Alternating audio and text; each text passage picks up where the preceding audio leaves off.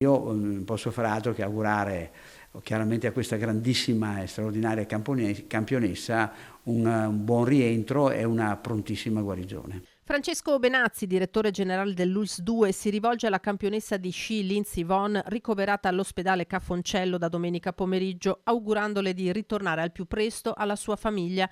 Ma il decorso della frattura scomposta alla tibia sinistra, che ha necessitato di 2 operazioni e dell'impianto di un fissaggio esterno, non sarà breve. Dell'infortunio parla la stessa sciatrice americana nel post pubblicato sui social, in cui racconta di un sogno olimpico che non è finito come lo aveva immaginato.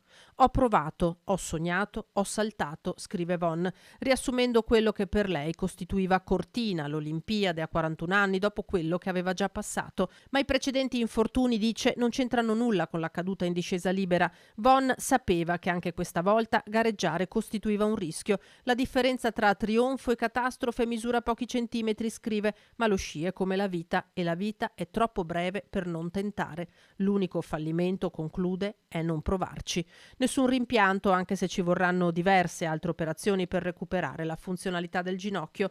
A Treviso i chirurghi l'hanno stabilizzata, una scelta del team americano, quella di far trasferire Lindsey al Ca' Foncello. Ringrazio di aver scelto l'ospedale di Treviso e ringrazio anche i miei collaboratori che hanno lavorato, che hanno apportato il loro apporto tecnico e professionale.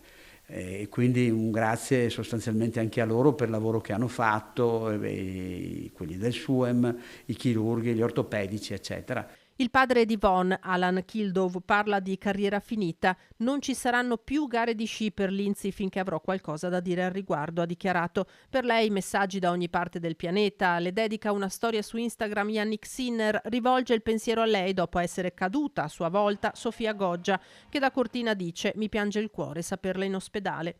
Ma non è la fragilità, semmai la forza di Vonn, il suo invito a perseguire con coraggio i propri sogni, che ispirano la lettera che il sindaco di Treviso Mario Conte le ha inviato insieme a dei fiori.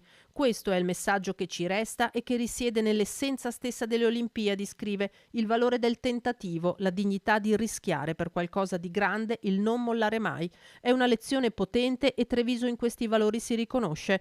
Per questo oggi ti è ancora più vicina. Facciamo il tifo per te.